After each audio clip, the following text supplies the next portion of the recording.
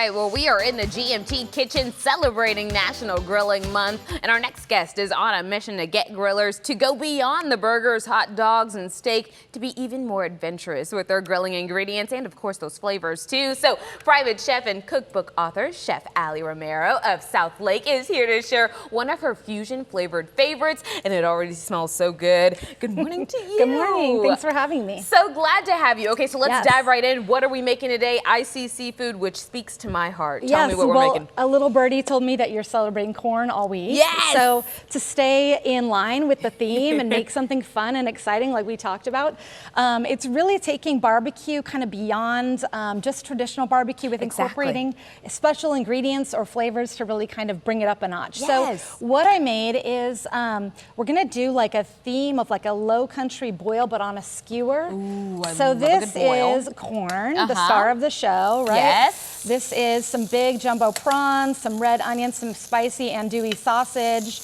and some little potatoes with some Cajun seasoning.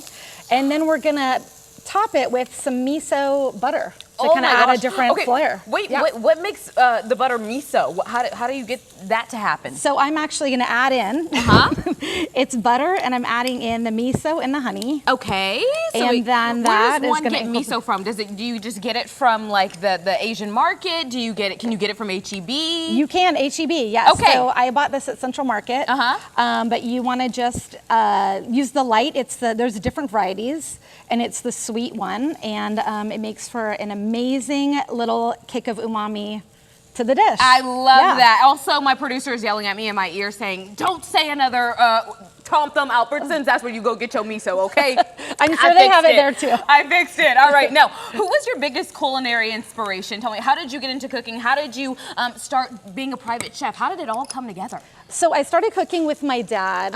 He would come and visit from New Zealand, and we would cook together, and really he inspired me to start cooking. I lost him in 2013, and it kind of lit a fire in me, so to speak, right? Yes. To kind of keep going, so I decided to go to culinary school, and then that led to kind of my food website, and then an appearance on Good Morning America, where I competed in a culinary competition. Wow. Food Network on the Great Food Truck Race up in Alaska, and now the cookbook deal. So. I mean, it has really come together for you. I mean, the journey has just built its way, and you kind of just followed the light, which is amazing. And who would have thought it would all have started from something so tragic, right? I know. But the fact that you have something so positive that's come out of it is so incredible. I want to go back to what you said, because I don't know if you caught it, but she said Food Network, and she was on the Great Food Truck in Alaska. Tell me about that experience, how it all came together, and what was it really like behind the scenes? It was amazing. I mean, we were cast right before COVID, and then it was like everything obviously came to a screeching halt.